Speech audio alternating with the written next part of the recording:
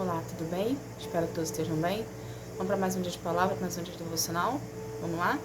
Abra a tua Bíblia em 2 Samuel, capítulo 20. A gente vai estar lendo aqui a partir do versículo 4. Mas primeiro vamos estar aqui convidando Deus, Jesus e o Espírito Santo para estar aqui conosco. Pai, em nome de Jesus, Senhor, eu quero te agradecer por mais um dia, que seja mais um dia na tua presença, Paizinho. Paizinho, eu quero convidar, Pai, o Senhor Jesus e o Espírito Santo para juntos darmos continuidade devocionais. Devocionais esses que têm falado aos nossos corações, têm nos mostrado o caminho que devemos andar, o que devemos fazer e o que não devemos fazer. Pai, pelo poder do nome de Jesus, eu peço a presença do Espírito Santo aqui para nos dar maior entendimento da Tua Palavra. E assim a gente vir colocar em prática, Pai, tudo que nós estamos aprendendo aqui, para sermos cada vez mais parecidos contigo e transformados pelas Tuas mãos. Pelo poder do nome de Jesus, Senhor, eu agradeço. Amém. Gente, para quem não me conhece, eu sou a missionária Roberta Lima. Eu fui levantada e escolhida por Deus para te auxiliar nessa jornada de conhecimento da Bíblia Sagrada, para a gente estar colocando em prática em nossas vidas, para haver transformação em nós. Cada um aqui viver os seus planos de acordo com o que Deus tem para você, tá bom? Então, abra sua Bíblia em 2 Samuel, capítulo 20, versículo 4, que fala assim. O rei disse a Amasa: convoque todos os homens de Judá e esteja aqui de volta com eles depois de amanhã. Amasa saiu para convocar os homens, porém não voltou no dia que havia marcado. Então Davi disse a Abissai: Seba vai nos dar mais trabalho do que Absalão. Pegue os meus homens e vá atrás dele, senão ele poderá tomar algumas cidades cercadas de muralhas e escapar de nós. Somente até aqui. O que Deus quer que a gente aprenda disso aqui? Amasa e Seba eram duas pessoas diferentes, porém com o mesmo objetivo. Tanto Seba, que era uma pessoa ordinária, ou seja, era uma pessoa que fazia um motim de revolta, Amasa estava indo pelo mesmo caminho. Só que por que Davi fez a comparação de Seba com Absalão? Porque Seba estava querendo fazer o mesmo que Absalão. Quem era Absalão? Absalão era filho de Davi, que se revoltou contra o pai e estava querendo tomar o lugar de rei do reinado de Davi à força. Então aqui Davi, pela experiência que ele tinha, ok, de reinado, de tudo que ele passou para chegar até ser rei, ele percebeu em Seba uma intenção da mesma de Absalão. Então o que ele estava querendo evitar aqui? Justamente que a Seba futuramente viesse a fazer a mesma coisa que Absalão, conquistar o povoado ao redor, ok? Para depois tomar o trono de Davi. Então aqui Davi estava dando uma ordem para ir atrás, para Amasa, ir atrás de Seba, ok? Para trazer Seba para poder encerrar aquele assunto ali. Porém, Amasa também teve o coração corrompido. E em vez dele executar o que o rei mandou, ele também ficou pelo meio do caminho, ou seja, ele não acatou a ordem de Davi. E de um certo modo ele também estava com uma semente no coração, com a intenção no coração de também fazer o mal para Davi. Entende? Mas o que é isso tudo aqui que Deus está pedindo para te explicar, para você entender? Tudo isso aqui, todas essas revoltas que estavam acontecendo, tanto de Absalão, quanto de Seba, quanto de Massa, nada mais era que a consequência do pecado de Davi. Então, se você pegar para ler 2 Samuel, lá atrás, antes do capítulo 20, vai ter a parte que Davi mata Uzias para ficar com a esposa dele, Betsaiba, para dessa relação gerou-se um fruto de um filho que nasceu morto, porque Deus não concordava com o que Davi fez, entende? E essa união, essa decisão que Davi tomou, desse posicionamento, desse pecado que ele cometeu, Deus se irou com Davi, mesmo ele sendo escolhido de Deus, ok? Mesmo Deus tendo todo um apreço por Davi, Deus se revoltou contra ele e lançou sobre a vida de Davi um decreto, dizendo que a partir daquele ato que ele cometeu, daquele pecado, haveria as consequências e seriam desgraças na vida de Davi. Então isso aqui que estava acontecendo aqui, nada mais era do que resultado do pecado de Davi. Mas você me fala assim, mas Roberta, como é que vai ser resultado do pecado de Davi se Seba e Amassa não era parentesco de Davi? Vamos tentar você entender aqui. Absalão era filho de Davi, ok? Consequentemente, o pecado, a partir de Davi, se instalou dentro da família de Davi ali, ou seja, houve-se uma legalidade. Dessa legalidade que Davi fez com Betsaiba, ok? Absalão passou a ser influenciado pelo mal.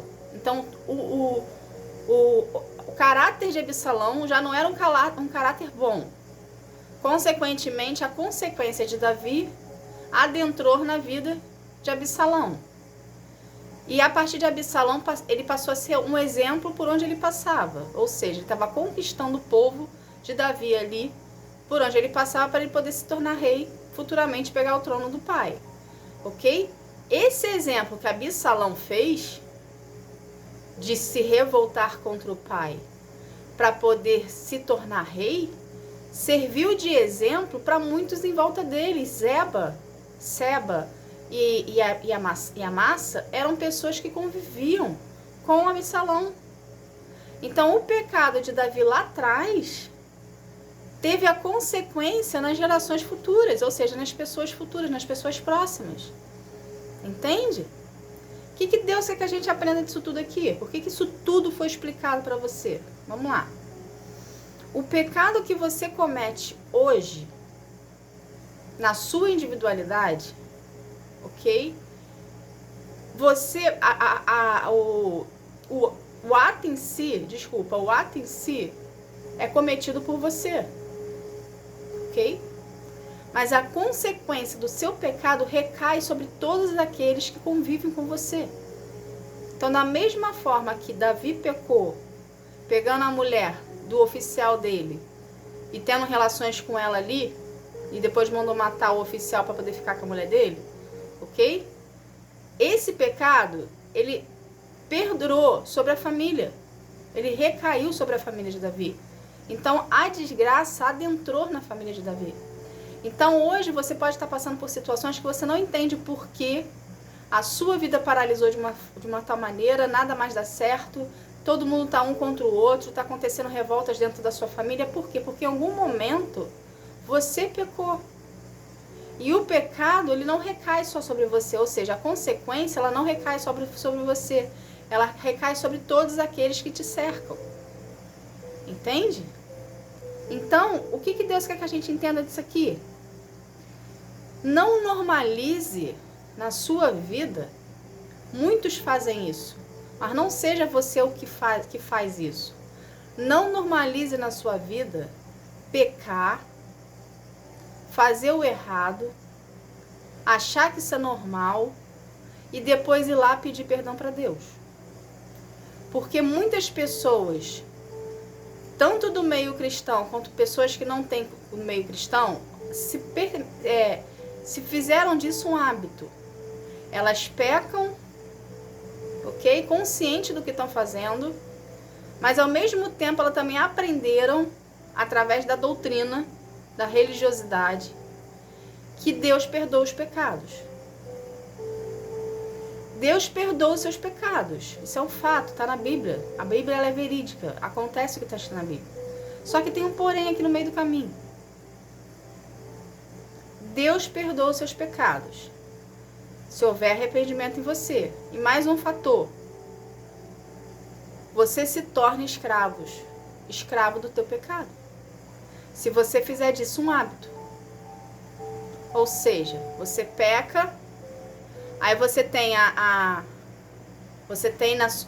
idealizado dentro de você, cravado como se fosse um brasão, que Deus perdoa os pecados, ok?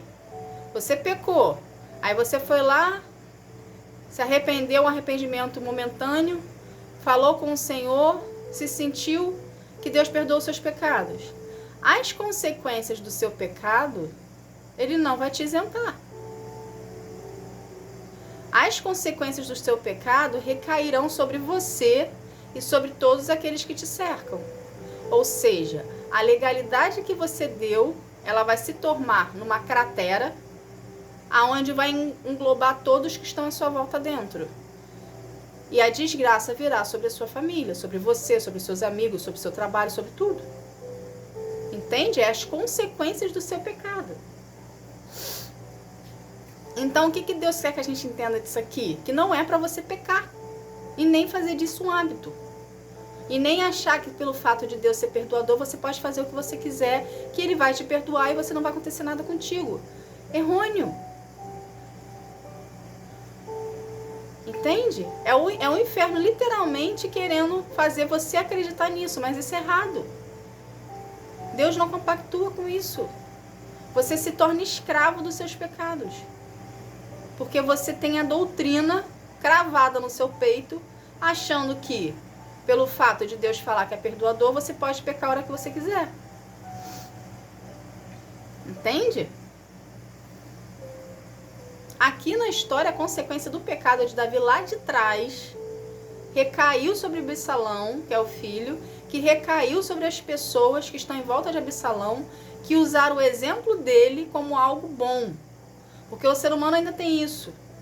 O ser humano vê o exemplo errado do outro, o pecado do outro, absorve aquele pecado como verdade, ok? E acha que aquele pecado que a pessoa está cometendo como verdade é o certo a se fazer. Aí vai lá e faz também, porque se a outra pessoa fez e deu certo, ou seja, não houve consequência na vida dela, eu também posso fazer na minha vida. E você se torna um exemplo de pessoa que está mostrando o pecado para aquela outra pessoa como se fosse algo bom. Ou seja, você está vivendo um evangelho de fachada. Você está vivendo um cristianismo de fachada. Porque você mostra para as pessoas à sua volta, através do seu comportamento e da sua atitude, que o que você está fazendo, Deus aceita. A pessoa, como não tem conhecimento da palavra, não tem conhecimento de causa, vai tornar você um exemplo para ela, fazer igual a você, sendo que ela já está pecando sem antes conhecer a Deus primeiro. Entende? Então, sem você perceber na sua leiguice, na sua falta de conhecimento de relacionamento com Deus, você está liberando sementes amargas devido às consequências dos atos que você comete sem você saber que você está cometendo, que aquilo ali é um pecado. Ou você está fazendo consciente ou não. Entende? Quando a gente faz um pecado inconsciente, a consequência é maior ainda. Porque a gente não tem noção da proporção que aquela situação ali que a gente está fazendo vai chegar. Entende? Então, o que você deve fazer? Parar de pecar. Parar de achar que o pecado é normal. Parar de normalizar o perdão de Deus como se fosse algo, uma obrigação dele para contigo. Entende? As consequências depois virão sobre a sua vida. As consequências virão sobre a sua vida e sobre a vida daqueles que te cercam. Ok? Então, o que você tem que fazer? Se arrepender verdadeiramente, mudar o seu comportamento, permitir ser transformado pelas mãos do Senhor, para poder viver os planos de Deus para a sua vida e se tornar um exemplo verdadeiro que Deus perdoa os pecados, porém Ele não te isenta das consequências. E você está mostrando através do seu relacionamento com o Senhor que você adentrou embaixo da autoridade dEle, se submeteu à autoridade dEle, e que você vai viver os exemplos de Deus, os planos de Deus para a sua vida, e vai se tornar um bom exemplo no meio onde você vive. Porque você entendeu que não existe outro caminho, somente Jesus é o caminho, a verdade e a vida. E que você, como ser humano, se submeteu à autoridade de Deus. Entende? Para você não colher frutos amargos, você está começando a plantar boas sementes devido ao posicionamento que você teve de querer se redimir com Deus mediante o pecado que você vem causando. Entende, gente? Tá bom? Essa foi a mensagem de hoje. Vamos estar aqui fazendo uma oração para a gente estar encerrando esse momento. Vamos lá? Pai, em nome de Jesus, Senhor, eu quero te agradecer por essa palavra, Paizinho. Obrigada. Obrigada por ser fiel a nós e nos mostrar, Pai, que existem consequências para as nossas escolhas, Pai. Que a gente venha buscar orientação em Ti, que a gente venha aprender a depender de Ti, que a gente venha querer ter relacionamento com o Senhor, Senhor. Paizinho, pelo poder do nome de Jesus, coloque em nós corações mais obedientes, corações mais disciplinados, corações mais devotos a Ti, Senhor, para buscar o Senhor em espírito e em verdade na nossa intimidade, gerando contigo um relacionamento, Pai. Pai, pelo poder do nome de Jesus, eu quero consagrar cada vida aqui a Ti, que cada vida venha ter um real encontro contigo, um encontro que sara, que transforma, que cura, que liberta. Que cada vida, Senhor, venha ser um contigo em espírito e em verdade, Pai, buscando a Ti na sua intimidade, gerando contigo um relacionamento de profundidade. Pelo poder do nome de Jesus, Senhor, eu agradeço. Amém. Gente, obrigada. Que Deus abençoe a sua vida, que você venha ter um dia, uma tarde, uma noite espetacular na presença do Senhor. Tá bom? Fique na paz. Tchau, tchau.